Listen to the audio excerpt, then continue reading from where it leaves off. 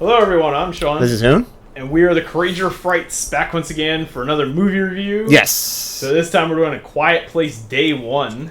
Yes, Quiet Place Day 1, which is it's another day 1. Yes. In the same movie franchise. Quiet Place Day 1 again.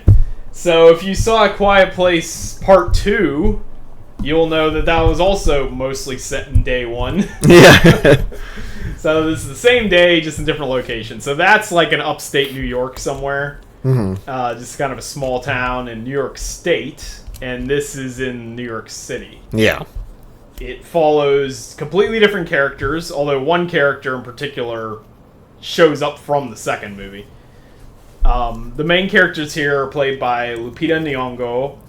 Yes, which she's like a hospice patient or something. Right, yeah. She's a hospice patient. She's dying of cancer. Yeah. At the start of this. So, as you could probably guess, it's probably not a real uplifting film. Yeah. It's a very sad film, but I think all the Quiet Place movies have had that feel. Yeah. Like, none of them have been, upbeat. This is the apocalypse. But this person's an interesting perspective because here we have a person who's already dying anyway. Yeah. So her view on the apocalypse is very different because she just wants pizza. Yeah, like her... Actually, when you first see her first poem... She's like a poet or whatever. Yeah. We'll learn that later on, but... She was a poet, but her first poem was, "This place is shit." It's her finest work. This is like Angry Video Game Nerd, the poem. Pretty much. This place is shit. Danny's shit his pants. Yeah. It's like, this place smells like shit. Yeah, it's great. It's probably her best work. Yeah. So it's just her and her cat, and she's like a hospice patient, and then they go to watch a like puppet performance. Yeah. In the city. And that's when the aliens attack from all the other Quiet Place movies. Yeah. And along the way, she's like taking her cat with her everywhere, and she's trying to get to this pizza place because the pizza place was where her dad took her when she was a kid. Yeah. So he was a musician. He played piano at a jazz club, and then they'd always eat at Patsy's Pizza or whatever on the way back. Yeah, and she was like, her goal is to eat the last slice of Patsy's Pizza in existence. Yeah. So that's pretty much the plot. Yeah. It's a simple plot, but it's kind of like... It's a moving plot because as dumb as it sounds that you're trying to go get a slice of pizza, it is a very, like, human story. Yeah. Human drama because you're dealing with a cancer patient who just wants to relive her, like, nostalgic memories of her childhood just one more time. And then you have... I don't know who's the guy. Who's that guy's name? Did he even say what his name was? What, the guy at the hospice thing? No, the other guy, like the guy that just like comes out of the sewer, like the subway. Joseph What is this? Quinn's character? Yeah. What is his name? Eric. Okay. Yeah. Like I didn't know what his whole name the whole movie was. Maybe he said it really quietly. He said it when they were talking under the rain. Okay, that's probably why I probably didn't hear it. Yeah, Eric. So yeah, it's her and her cat basically. So anybody who's seen this movie always talks about the movie with the cat. Yeah. The whole movie's about saving the cat, which basically is. And Eric is kind of like your driving force to kind of have her push her forward, I guess. Yeah, he gives her a reason to live. Yeah, pretty much. Which I think what Eric almost said like his backstory was he was like a law person. He was like going to like school in New York or something. Yeah, he was a law student. But he seemed like he seemed almost like a coward at points. I don't know how to explain it. It's like he didn't seem like he was. I think he just has panic attacks. Okay, that's what it was. Okay. Yeah, he was a law student from England. Yeah. And his parents are back in Kent, and so he obviously has no idea if they're alive or not. Yeah. And he's just like isolated in New York City, just looking for anybody being like to cling to. Probably a person that's kind of like being from a British person. I'm sure it's a little bit, a little bit harder to. He's not from the country. He doesn't really know anybody here. He probably just got here. It looked like he didn't really know what he was doing. Yeah.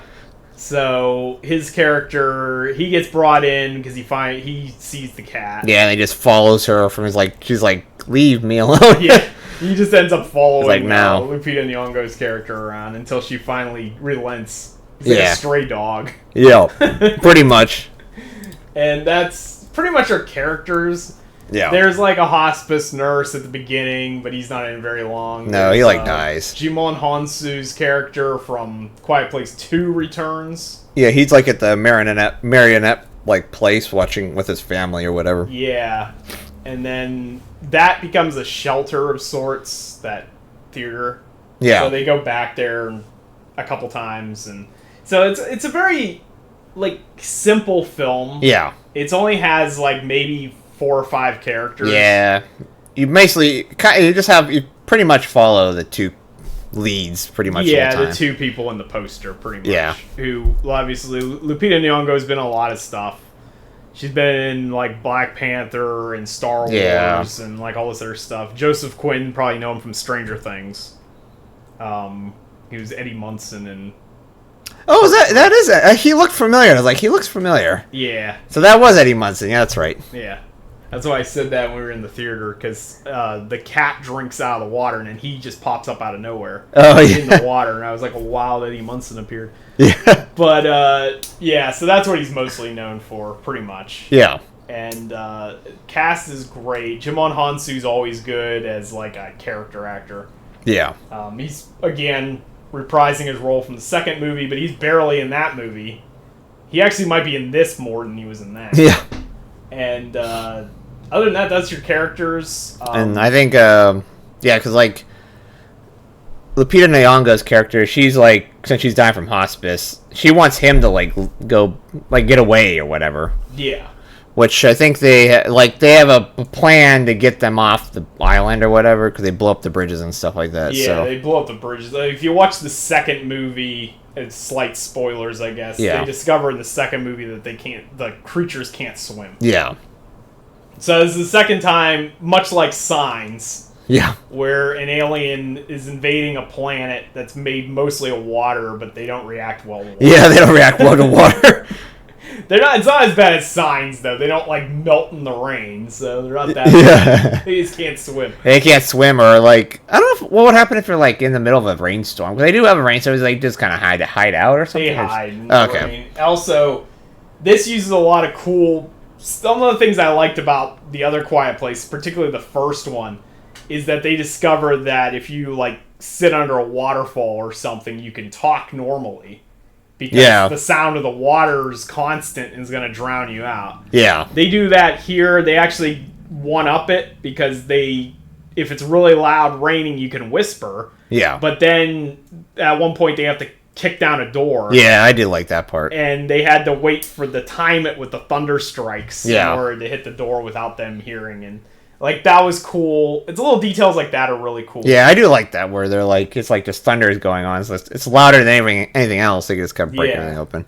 And there was a cool part where they were running, and the monsters are chasing them, and then in order to divert them, Joseph Quinn's character like takes a brick and throws it through the car window. So it causes like the car alarm to go off, so they go after that instead. That's what I was like a video if you had like a invasion like that with just these monsters that only go by sound, just have something that's really loud just flying over like constantly.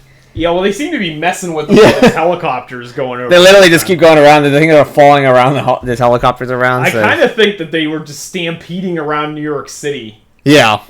All the time, trying to chase those helicopters. Pretty much. So, like, that's probably the way to do it, I guess. If you wanted to, like, if you're like in an alien invasion like that, just be like, have something louder than everything else. Just follow them along. Well, I kind of think they were doing that on purpose too, just to like store them up. To keep them from humans or whatever, like, settling down and like eating the survivors.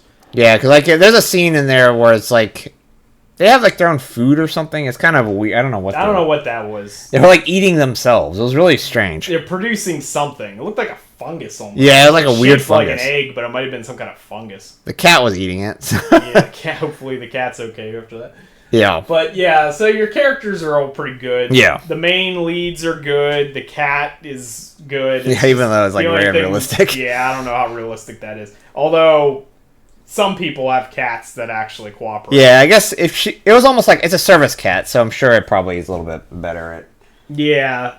I know some people have cats that cooperate. My cat, you can't pick it up. We've had it for 12 years and can't pick it up. But yeah, if some of the stuff that happens here, like where he jumps off the pier into the water holding the cat. Yeah. If I did that with my cat, I wouldn't have a face. Yeah, most cats would be like pretty mad about that. He'd be so pissed he'd rip my face off. Yeah. So I don't think it just depends on the individual cat. I guess. This one's really chill. Yeah, this one's like, well, we just walk in the water, whatever. Yeah. And I guess if you're going to have a pet, a cat would be the one that would be good in this situation. I think cats would survive this anyway. Yeah, I'd agree with that. They would probably just hide and stay quiet anyway. They barely make noise to begin with. Yeah. Like, dogs would probably be extinct.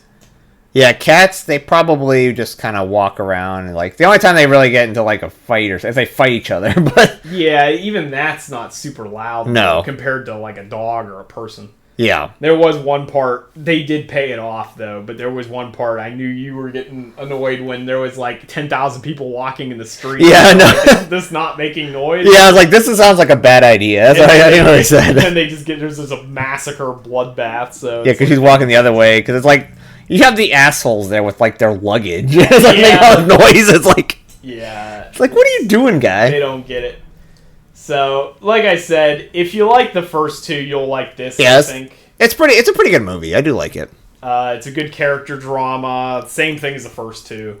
Yeah. It's definitely horror because it's that post-apocalyptic type thing. It's the same sort of thing you see in zombie movies and stuff. It's just a monster. Yeah, it's like a monster. It actually reminded me of, like, I Am Legend, actually. Yeah. But it's with some people in there, because I Am Legend doesn't have any people. It's about, like, vampires that come out at night, right. Which I guess it's a spoiler for a book that came out in like 1960. Yeah, 1960s. But that is this premise. It's like you have to kind of stay away in the morning because at nighttime the vampires come out. Yeah. So you gotta kind of like hide. It's very similar to that. Yeah.